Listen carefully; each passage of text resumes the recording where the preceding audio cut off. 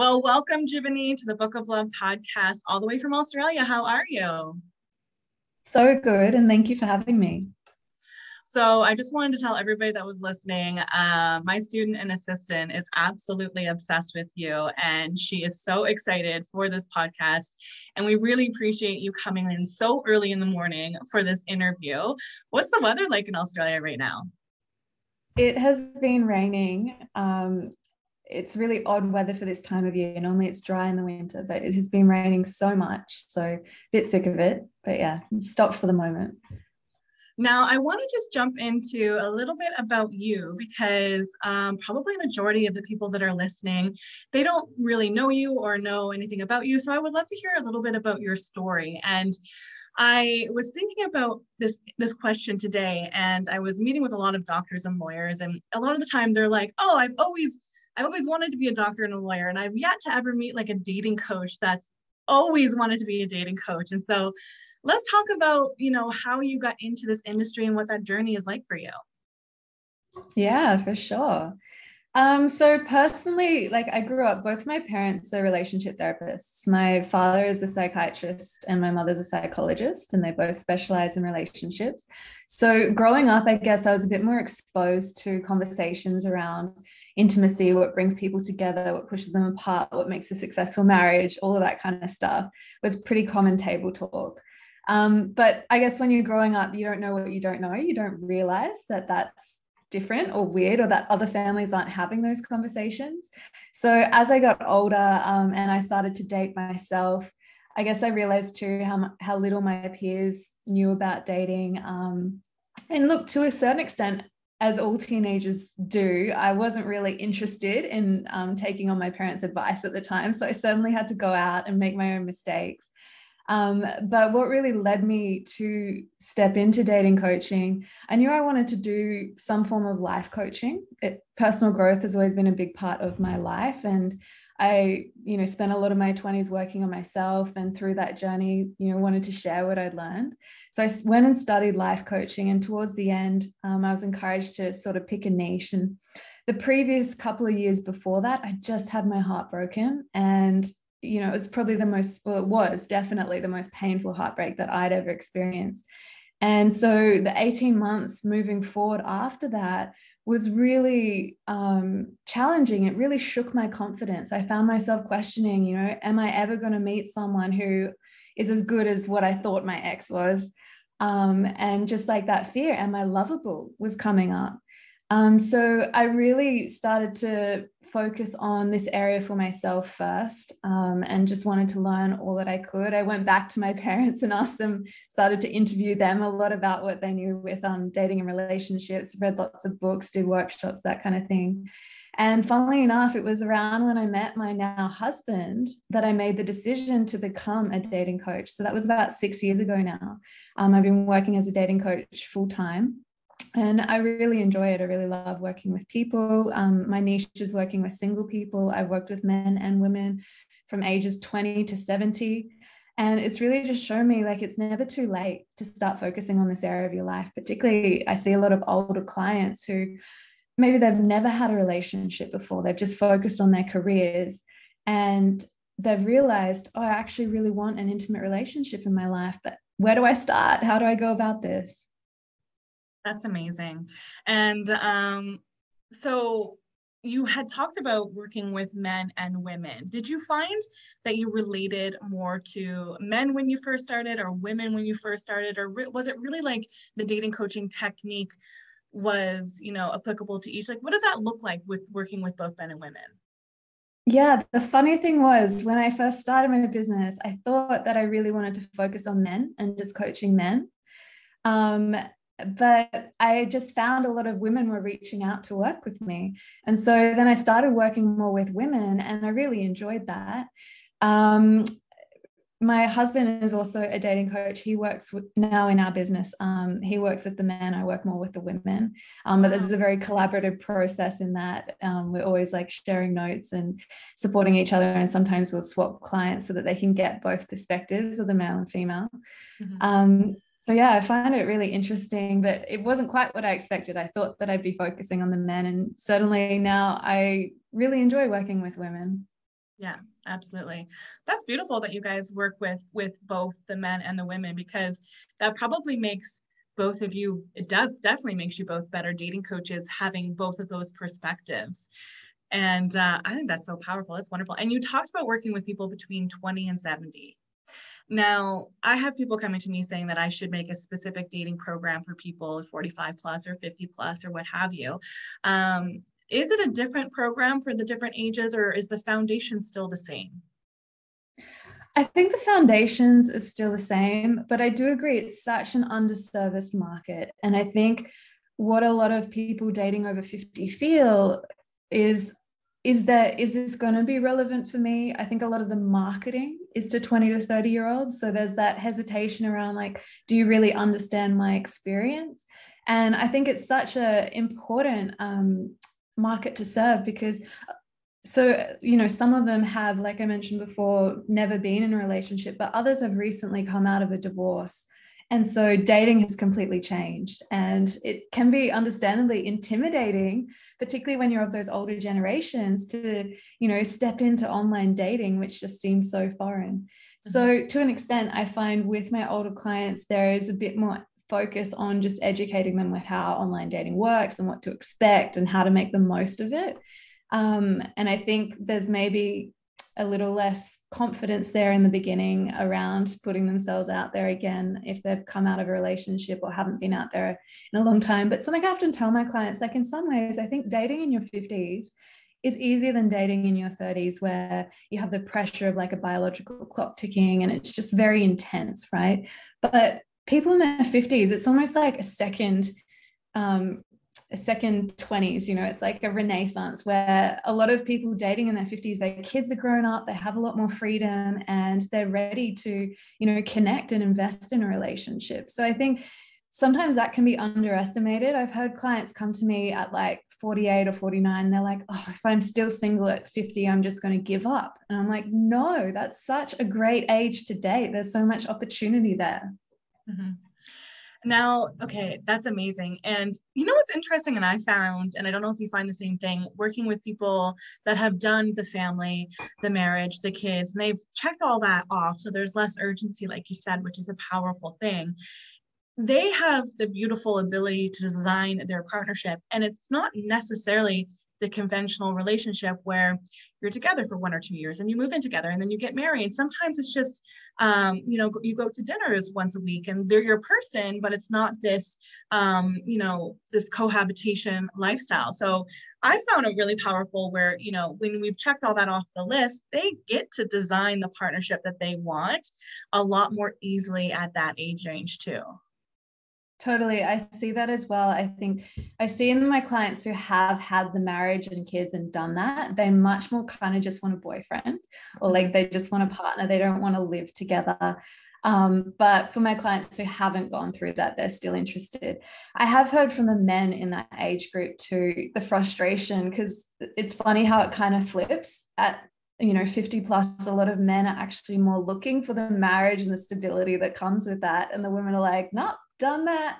Don't necessarily need to do it again. That's fascinating. I haven't seen that. That's a really cool perspective. I bet you that's 100% true. Now, I have this beautiful client, and she came into me, and she's 42, and she really wants to have kids, and she's having a really hard time. And I've been, describing what our coaching technique or our coaching program looks like. And like you said, she was so defeated by the fact that she didn't learn any of this earlier, that she doesn't even want to learn it now. She's like, I'm 42 and I just wish that I knew all of this when I was 30, 35. This sounds like a wonderful program, but I don't want to learn it now because she feels like just giving up because it's almost too late for her is how she's feeling. And she's feeling very defeated. What would you say to people like that are feeling that way right now, whether they are reached a certain age or they wish they knew something younger, or I want to be 50 or in a relationship before I'm 50 or I'm done? What do you say to people that are in that mindset? One of my favorite clients, her name's Margaret, and she's given me a beautiful testimony on my website. She came to me when she was 69. And I remember her first initial email to me where she was like, I've realized that I want a relationship, but I'm so worried I'm too old. And she was so afraid I was going to reject her and just be like, no, it's too late. You've missed the boat. But we ended up working together, and she's just such a beautiful example of it's never too old to find a life partner, because she's 72 now. She's been in a relationship with her life partner for the last year. They're so happy together, and it's just so beautiful to see. We had to do a lot of work to get there, but I just think it's never too late. And there are examples of that. You know, you can even Google, there are examples of women in their 70s and 80s who find a partner. So if you're 40, in your 40s, like there's still so much time, there's still so much opportunity. And I think the saddest thing is when we put ourselves in a cage, where we tell ourselves that we can't have that. We want that, but no, it's over. And it's so detrimental to our happiness. I think life is evolution. And so you're always going to get another chance as long as you're alive, you know, until you die, basically. You got another chance, and you can explore and experiment with different paths in life. So I just think, yeah, it's up to them to make that decision, to allow themselves that opportunity, because you can't move forward if you're telling yourself it's never going to happen. So it's a mindset shift that needs to take place. Yeah, absolutely. Oh my gosh, you can tell you're so passionate about this stuff. Thank you. Okay, so you, in your book, you talked about how choosing a partner is the most important decision you can make in your life. And I agree as well. You know, I think that life is a tripod. It's career, health, and relationships. And we invest so much time and money into finding the best career. We invest so much time and money into our health with trainers and nutritionists and all of that. And yet when it comes to dating and finding a life partner, we think that we should just have been born with the skills to be able to find that, right? So why do you think that choosing a partner is the most important decision in your life? And how does this differ in the importance to, for example, your career path or something like that? Yeah. You know, my dad always used to say to me growing up, Jiveny, there's nothing to life but relationships. And it took me a while to figure out the fullness of that, but it's just so true. And it's not all romantic relationships, it's our relationships with everyone, but the skill set is very similar. And it's just such an important life skill. And so when it comes to choosing a partner, that's the person who you're going to spend the most time with. And they're going to have the most influence on your mental health, your financial health, your lifestyle. And so it is a really important decision. When it comes to changing careers, that's much easier to do than to go through a divorce, you know, financially and emotionally, and particularly if there are kids are involved. So one of the reasons why we wrote our book, I wrote it with my father, him bringing, you know, his 30 years of experience working with couples, and me bringing my experience working with singles, because we realized if you want to change the trajectory of divorce, you've got to start at the point in which people choose their partner and what criteria they base that on.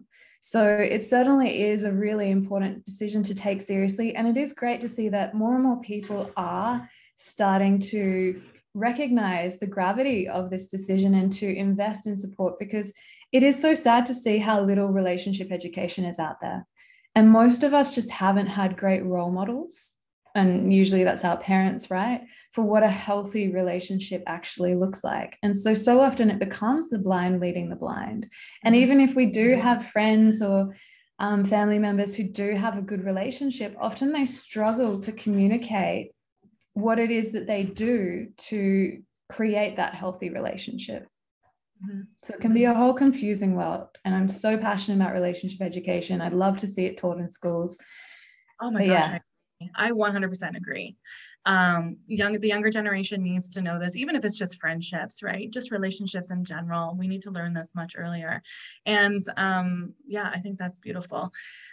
Now, sometimes we choose poorly. So there's people out there that that are listening to this that may have chosen poorly or have chosen poorly in the past, and they don't want to do that again.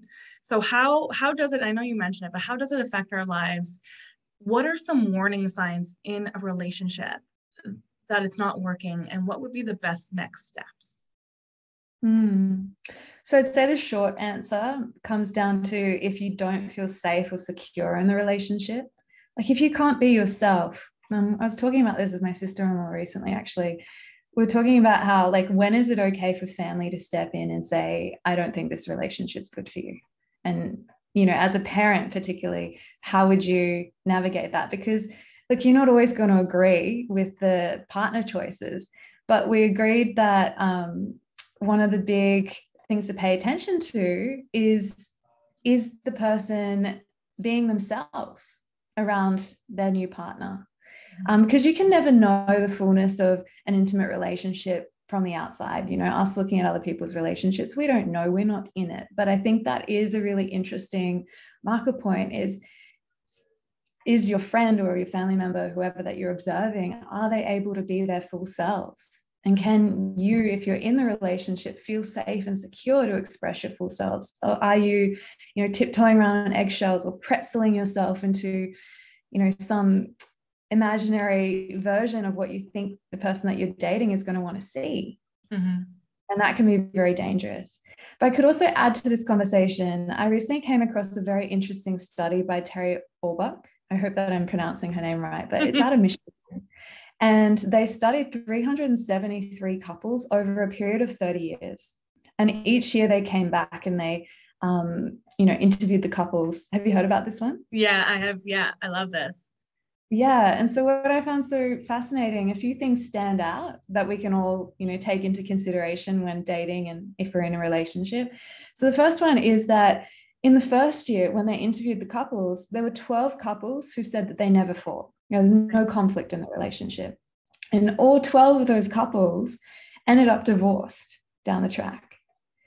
And it really just goes to show, like, some people think, oh, we never fight, that's a good thing, we must be so compatible. But often it just means that you're not actually expressing when you come up against each other. It's difficult to live with a partner, especially. And if you're not communicating that and teaching each other how you want to be treated, I think relationships, to a certain extent, like we're learning to grow together. And so we need to give that feedback. If that feedback's not there, it's going to build up in resentment. But I do see with a lot of my clients, there is a fear of conflict. And particularly if you've grown up in a family where you haven't seen your parents fight in a healthy way, you've either seen them be really aggressive and it's made you feel unsafe, or your parents just never fought in front of you, so you have no modeling or no reference point.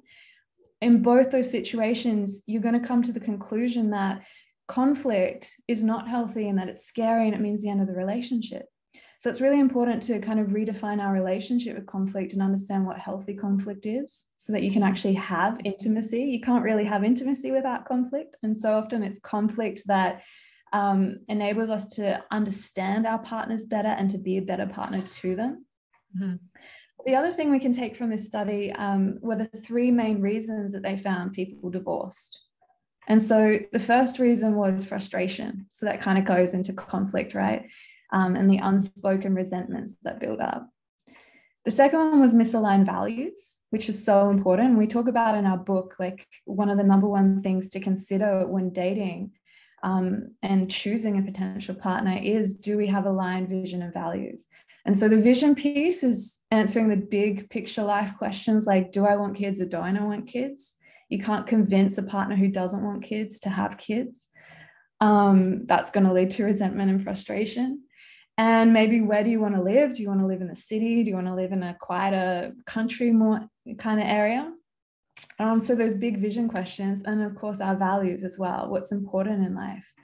Do we value travel? Do we value work, career? Do we value family? Those sorts of things. They don't have to be exactly the same, but they need to be not in conflict. So, some of the most common value clashes that come up are often religious value clashes and political value clashes. So that's an important one. And the third reason that came up through the study for why people get divorced, and I think this one's really interesting, is lack of affirmation. So lack of communicating to your partner what you love about them. And I first came across this idea from Harville Hendrix, who wrote a fabulous book called Getting the Love You Want. And he talks about this idea of positive flooding. And so, telling your partner on a regular basis what you appreciate about them and giving them that positive reinforcement. And the beauty of that, I say, like, it bulletproofs your relationship, because not only are you giving your partner that positive affirmation, but you're also reminding yourself why you love your partner. So when conflict does come up, it's less like this is the end, because you've created that buffer of safety. And also in your brain, you're like, yeah, okay, he really pissed me off today, but actually I love all of these things about him. And they're right there in your mind because you've spoken them aloud. Oh, So wow. what they found too is that affirmation is particularly important for men, which was interesting. And Oh, at first the women research giving the was affirmations to the man? men receiving Yeah. affirmations from a partner. And this surprised them at first. They're like, really? Do men really care about that? But what they found is as women, we're always getting affirmation. You know, we walk into a coffee shop and they're like, oh, you look good today. How are you? And we're like, cool. We get affirmation from our colleagues and from our friends pretty easily. But men, they don't really get that affirmation from outer sources outside of the relationship. So they really rely on it within the relationship.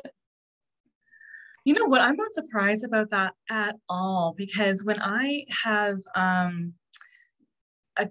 when I've observed really healthy relationships in the past or throughout my life, it's the woman that really is able to show that man love. And then when I see women withholding those affirmation, withholding those compliments, and I don't want to pump up his ego, I don't want it to do this, it's really, you can kind of feel the tension in that relationship because he so badly wants to hear that from her. He so badly wants to feel that love and feel that it's just like a gratitude journal, but you're just saying it out loud to your partner. I think that's beautiful. Yeah. And I see so many women are so afraid of coming across as needy that they don't give that affirmation. Yes. They don't want to seem too keen or too interested. And I had to learn this the hard way to an extent too, in that when I was dating, I'd play things very cool.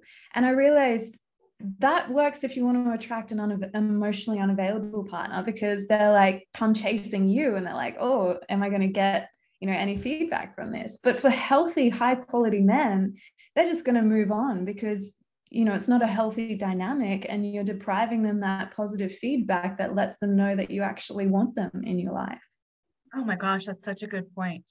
When I was in the dating world not too long ago, like 2 years ago, over the span of becoming a matchmaker dating coach, I became a high value woman when I wasn't before. And when I was dating at that time and somebody was doing the, negging, which is like the compliment that's not a compliment and things like this, Yeah. I would have eaten that up before I became a high value woman. Then when I became a high value woman, I'm like, all right, you're not for me. And then when the healthy people were giving me the healthy compliments and the sweet gestures, I was appreciating it so much more. That's a really amazing thing. And I didn't think that when you're going to say the three things that leads to divorce, of course, frustration, of course, misaligned values, but I honestly did not think you were going to say lack of affirmations. And I think that's so powerful. So my assistant insisted I ask you this question, and she's editing this video right now, so she's really excited to listen to this. But on your website, you were talking about the attraction styles approach. Can you describe to us what that is and how it plays out? Yes. So attraction styles is a framework my husband and I have created together, recognizing that there are different archetypes that people bring to dating. And so we've got a little quiz on our website that can give you a bit of insight into what yours might be. I won't go through all of them, but I will talk about a few of them. So for example, one that we see really commonly is the queen archetype, which is really great. Mm-hmm. But each archetype also comes with a shadow side, which is the ice queen. And so understanding your attraction style, so it's your default approach to dating, what energy that you bring, is really valuable to understand. So then we can see what our superpowers are and what our shadow sides are. So it's great to bring queen energy to dating. That's that high value woman kind of energy. But sometimes we can take it too far and we need to know where the line is. So when we take it too far, that's when we fall into the ice queen.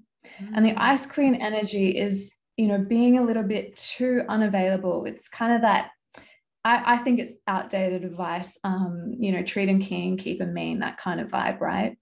But we can all definitely fall into that from time to time, whether you have an anxious or an avoidant attachment style, which is interesting because I've definitely seen in my work, anxious people tend to mask that in the beginning. Like we were talking about before, they tend to, be so aware that they don't want to come across as anxious or too needy that they fully filter themselves and they put up this invisible wall. or with the avoidant, that's kind of more natural. They're distancing and they're like playing things cool. And so the problem with the Ice Queen is that we're often pushing people away before we even realize that we're doing it. We're doing it unconsciously. And so attraction styles, understanding what your attraction style is, that was just one example of them. But understanding what they are really enables you to recognize what you're bringing to dating, what kind of energies you're bringing, and where you might be, taking things a little bit too far and preventing high quality men. Or we've also got them for men and women. So there's a whole male version of that too. But anyway, how we can sometimes get in our own way when it comes to dating, and the energy that we bring needs to come back into that healthy version of the archetype. Okay, that is so exciting.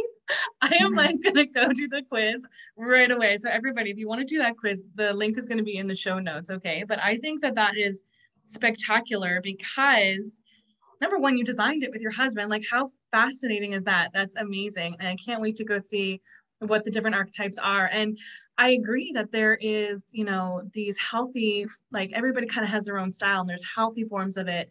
And they all have the same, the same styles have the same, issues that come into dating as well. So it's so cool. And recognizing it is the first step, right? So, wow, that is so cool. I just got really excited. And like just for contrast, I'll give you one other archetype that we can talk about for women, which is the siren. And so in contrast to the queen, so the queen is like this high-powered, like kind of boss bitch energy, which is valuable and cool, but sometimes we can take it too far and we can be pushing people away and we can be competing with men. In contrast, the siren is like this really sexy, flirty energy, which can also be really attractive and a really good thing to bring to dating. But sometimes we can take it too far. And the shadow side of the siren is the succubus. So this is when we're leading too much with our siren energy. So we might find that we're attracting a lot of one-night stands or flings, but people aren't taking us seriously in dating. So if you get the result of the siren, it's useful to understand the pros of that, but also what you might need to do to make sure that you're not, being a succubus and that you're not, preventing yourself from having something more serious if that's what you want. And do you find that when people take this quiz and they kind of find their archetype, that there's a different dating coaching technique for that person? Because if someone doesn't naturally fall in as a siren, behaving that way may feel unnatural, whereas finding the great qualities of the queen is a great place to focus. Do you adjust your coaching program based on that? Absolutely. It's really useful to understand, like, where's your home base? Where's your default strategy? So if someone's got that queen energy, we want to bring them, make sure that they're not falling into the ice queen by balancing their archetypes. And so there are 4 main ones for each gender that really, they symbolize key relationship skills. So with the queen, it's vision and boundaries. Mm-hmm. Really important. Healthy boundaries, healthy relationship. Ice queen has unhealthy boundaries. Mm-hmm. The siren, for example, her lessons or what she symbolizes is building intimacy and creating attraction. So that's also useful. You need both of them. You need all 4 of them to be able to create a healthy relationship. So once you know where your default is, often people have 1 or 2 that are really familiar to them. And then they have the other 2 that they're like, I don't know how to tap into that energy. I don't know what that looks like. I don't know what that feels like. So through getting clients to do the quiz, it's really helpful for us, because then we can go, okay, you're good in this area. Let's focus on these other areas to bring these archetypes out in you. Oh my gosh, that's so cool. I love that so much. Okay, so throughout my life, you had mentioned to beware of the tens in life. And so throughout my life, I've never actually been attracted to 9 and 10s. And I always played it out to my insecurities, and I would prefer somebody that I found attractive but may not have been conventionally attractive, because then I wouldn't have to worry about people pursuing him all the time when I'm not around. Why do you often talk about avoiding the 9s and 10s? And what do you mean by this? Yeah.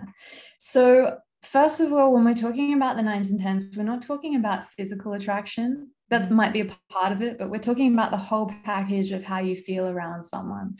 Do you feel insanely attracted to them, intoxicated, infatuated? On a scale of 1 to 10, that would be the 9 and 10. On the scale, like a 1 would be, not interested, maybe even a little bit repulsed. Yeah. And so I find using the scale is helpful because a lot of people, when they go out dating, they go on a first date and they think to themselves, is this a yes or a no? It's black or white. Whereas the research suggests that the healthiest relationships grow in attraction. So if we're starting at a 9 and a 10, there's nowhere to really grow. And there's also a couple of other reasons why we suggest avoiding these. So number one is because when we have that instant attraction, we are so much more likely to project a fantasy onto someone. We don't know them, we've just met them, right? And so we're also more likely to avoid red flags, which can be really dangerous. And we make excuses for them because we're like, oh, it feels so right. And this is something I have a bit of a problem with when I see people giving advice like, if it doesn't feel right, then it's not right. Sometimes that can be true, but sometimes our attachment styles can prevent us from seeing a high quality man and a secure man in favor of seeing an avoidant man, because that's more interesting and it goes into trauma bonding and all of that kind of thing. Mm-hmm. So recognizing that we can't always trust our feelings, particularly if they're right there from the beginning, because it takes time to get to know someone. But if we were to date someone who's a 5 or a 6 and then allow that attraction to build, it might build to a 9 or a 10 over time. That's really healthy because you're actually basing it on getting to know the person and your relationship with them. So that's the first reason. Another one too, there has actually been a correlation between attractiveness and narcissism. So when people go out dating, they're looking for the chemistry, right? And then suddenly they feel it with someone. And often that's because those people are very good at creating chemistry. They might not feel it with you back, but they're just like throwing sparks wherever they go, right? And that's not necessarily going to be a good partner for you either, because people only really work as hard as they need to.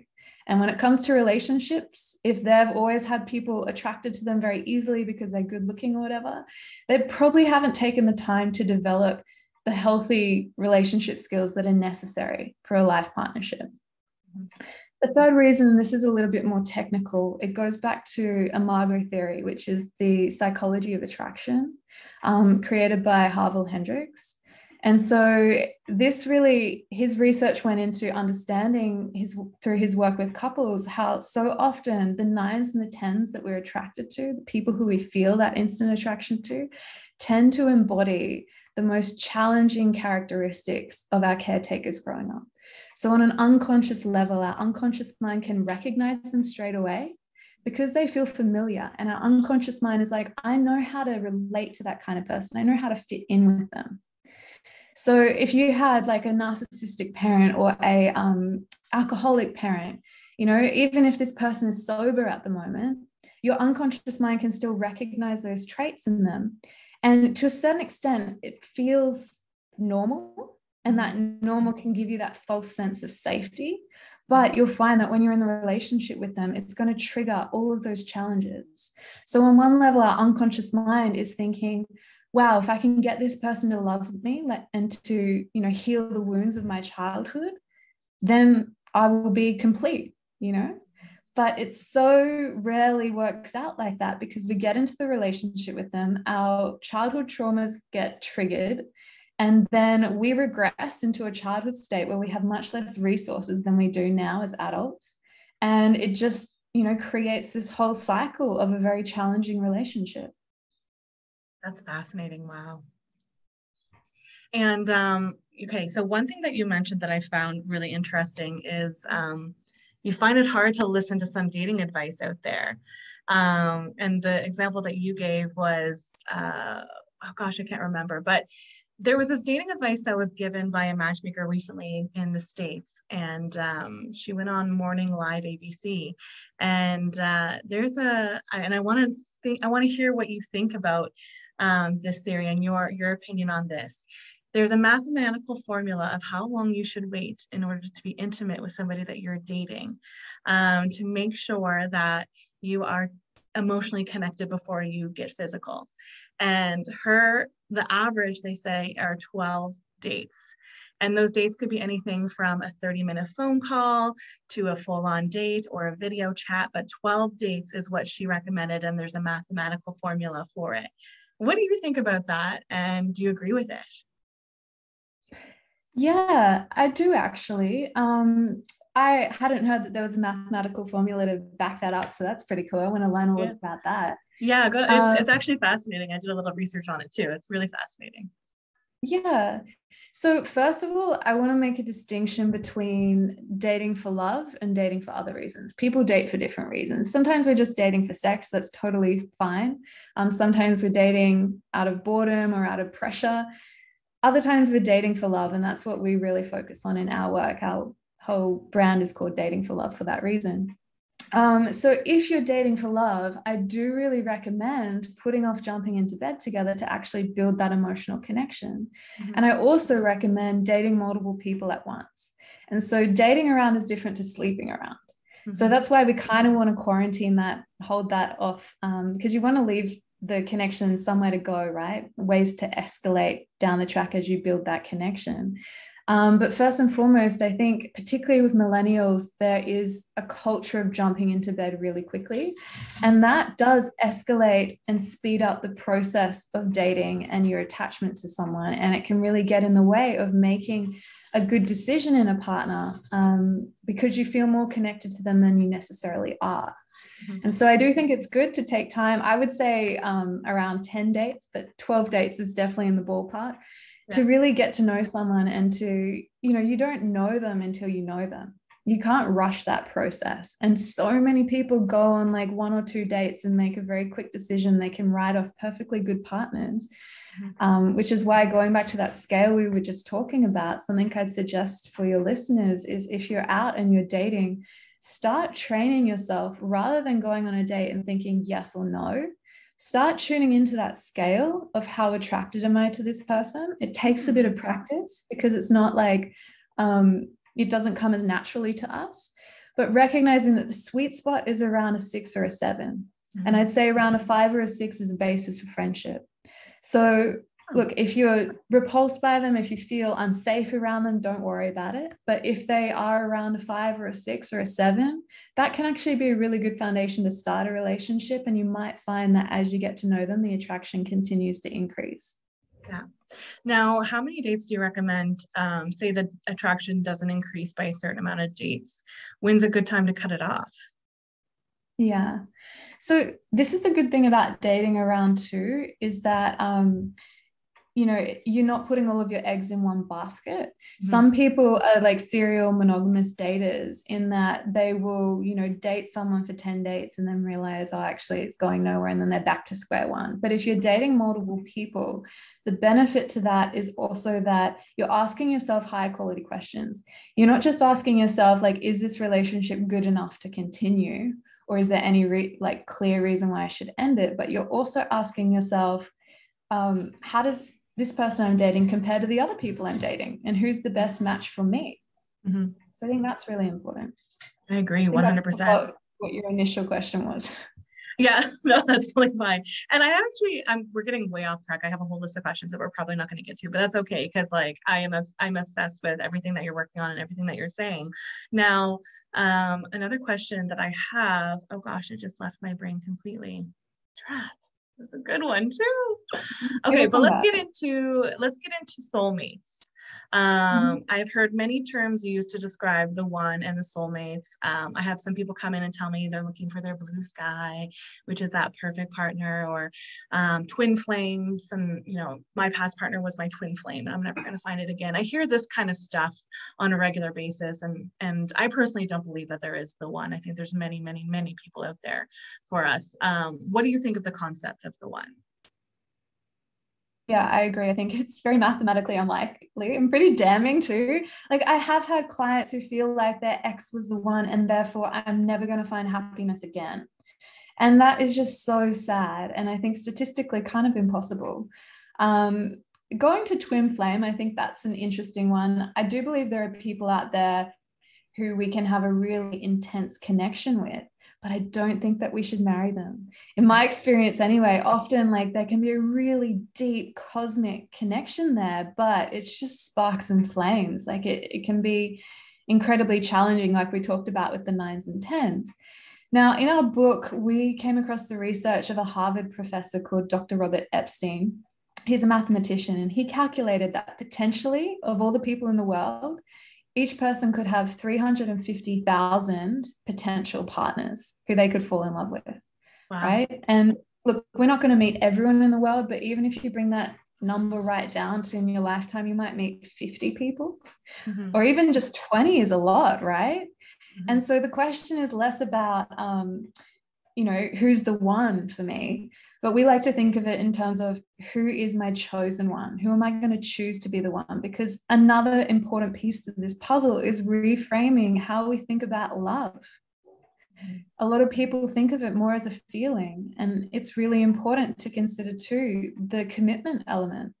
There's this really interesting research around arranged marriages and how when they compared love marriages and arranged marriages side by side, interviewing the participants throughout their marriage. So at the beginning of the arranged marriages, it was lower than the love marriage in terms of how they perceived the level of love in the relationship.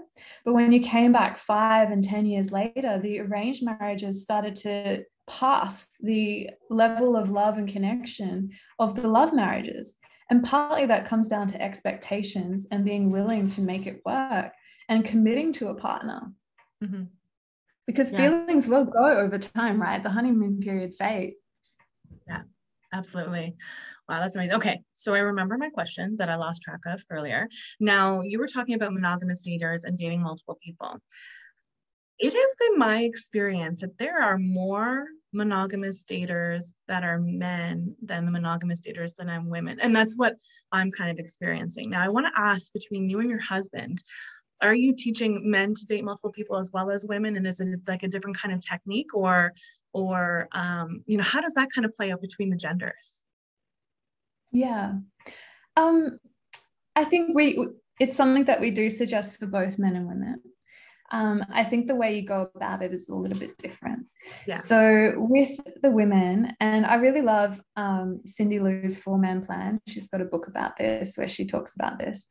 But her suggestion is that around date 2, women mention casually to the person they're dating that they're seeing other people as well. And I think the beauty of that is that men do thrive with competition. And so they are going to, if they really like you, put that more effort in and be more motivated to bring their best selves to dating. Whereas I think if men tell women that they are dating multiple people, women just go, oh, well, you're a player, and like shut down, and like they don't want to hear it, right?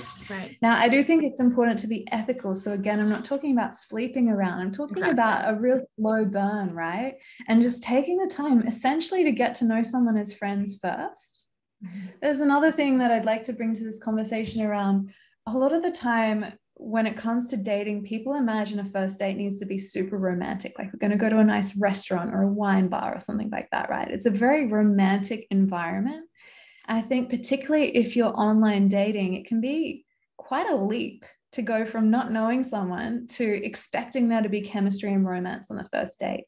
And so instead, I actually suggest do something really casual for your first date. So for example, it might just be a walking date. You just grab a coffee and go for a walk. One thing about COVID is that it has really normalized the walking date. And sometimes, like I thought when Bridgerton came out, it's kind of similar back to that. I don't know if it's the Victorian era or what. Yeah, you go for a promenade, right? And the beauty of that, there's no like flashy, I'm going to take you to a fancy restaurant and spend all this money in the hope that like this is going to go somewhere. But instead it's like, I'm bringing my presence, you're bringing your presence, and we're just like creating this space to connect and get to know each other.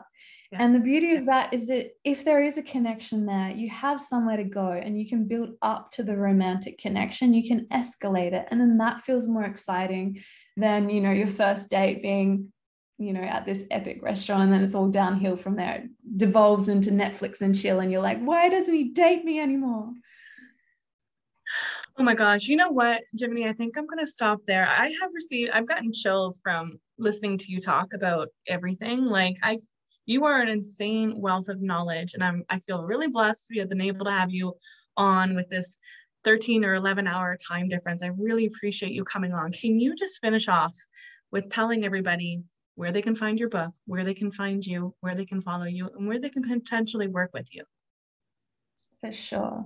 So you can follow me on Instagram at Jiveny Blair-West. My book is available online for you guys. Probably, I think you can get it on Amazon, the Book Depository. Any big retailers should have it. And in terms of learning more about our work, come and check out our website, Dating for Love, where you can do the attraction style quiz and explore more about our coaching programs. And yeah. Oh, well, thank you so much for coming on.